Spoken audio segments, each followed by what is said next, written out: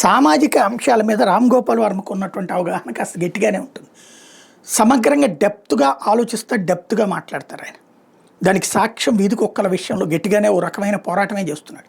Celebrity కాబట్టి ఆయన మాటకి ప్రచారం ఉంటుంది. ఆ ప్రచారం కారణంగా చర్చ కూడా జరుగుతుంది. యాక్చువల్గా వీధి కుక్కల సమస్యకి వ్యతిరేకంగా, అంటే వీధి కుక్కల్ని ఏం చేయడానికి వీల్లేదు అన్నటువంటిది పోరాటం చేస్తున్నటువంటి స్వచ్ఛంద సంస్థలు, వీళ్ళలో ఎక్కువ మంది ధనవంతులు ఉంటారు. వాళ్ళ ఇళ్లలో కుక్కలు కూడా పెంచుకుంటూ ఉంటుంటారు. ఇక్కడ సమస్యల్లో ఏంటంటే వాళ్ళెవరు వీధి కుక్కల బాధితులు కాదు. లేబర్ ఏరియాల్లో ఉండట్లేదు, బస్తీ ఏరియాల్లో ఉండట్లేదు. నేను ఇంతకుముందు కూడా చెప్పా, వీధి కుక్కల్ని 2 కోణాల్లో చూడాలి. నేను రోజు వీధి కుక్కలకి ఆహారం వేస్తా.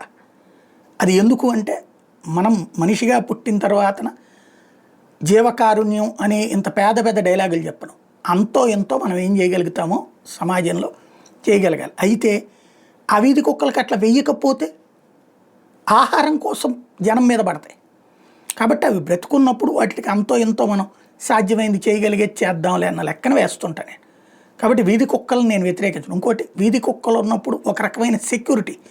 ఎవడన్నా రాత్రిపూట్ల తిరుగుతుంటే అరుస్తాయి, అవి దొంగలు రావడానికి భయపడతారు. ఆ ఆస్పెక్ట్లో బెటర్. అదే సందర్భంలో వీధి కుక్కలు ఎక్కువైతే ప్రమాదం ఏంటంటే, అయ్యే వీధి కుక్కలు మా వెనకాల పడతా ఉండేటటువంటివి కూడా ఉంటాయి. అంటే మన దగ్గర తినే వెంటపడవు, రెండో ఏరియాలో వెంటపడతాడు. అప్పుడు చిరాకేస్తాయి. 2 వీలర్ మీద వెళ్తున్నప్పుడు గబక్కన వచ్చి మీద పడిపోయినాయి అనేక సార్లు. గబక్కన బ్రేక్లు వేసుకుని బెదిరి అదలాయించి వెళ్లాల్సి వస్తున్నది. అప్పుడు గబక్కన పడిపోయినటువంటి వాళ్ళు చాలామంది ఉన్నారు. ప్రాణాలు కోల్పోయలేదు కానీ గాయాల పాలైనటువంటి వాళ్ళు ఉన్నారు. కరిస్తే ప్రమాదం. ఒకప్పుడు చిన్నప్పుడు అది అనుభవించాను నేను.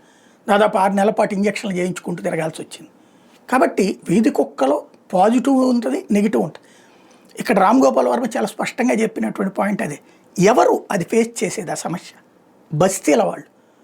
పిల్లల మీద పడేది కానీ, ఆహారం లాక్కుపోయేది కానీ, ఇళ్లలోకి దూరేది కానీ, రచ్చ చేసేది కానీ బస్తీల్లో.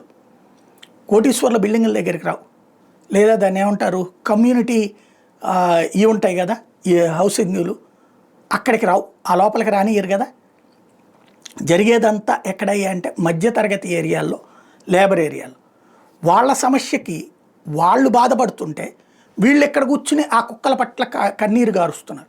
ఎందుకు ఈ కుక్కలను వాళ్ళు పెంచుకోకూడదు? ఖచ్చితంగా వీధి కుక్కలకి ఏం చెయ్యొద్దు.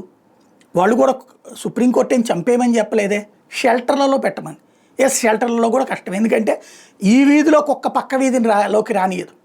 ఈ సెంటర్లో కుక్క, ఇప్పుడు మా ఏరియాలో ఉండేటువంటి వీధి కుక్కలు పక్క సందుల్లోకి వెళ్తే అవన్నీ వెంటబడి తరుముతాయి. అట్లాగా లెక్క ఉంటాయి వాటికి. కాబట్టి షెల్టర్లో పెడితే ఒకదానికి ఒకటి కొట్టుకుని చచ్చిపోతాయి. దానికి ఏంటి ఆల్టర్నేటివ్ అనేది ఆలోచించాలి. అంతే తప్పించి వీధి కుక్కల జోలికి వెళ్ళొద్దు, పరిష్కరించొద్దు అనేటటువంటి రూటే కరెక్ట్ కాదన్నది వర్మ గారు చెప్తున్నమాట.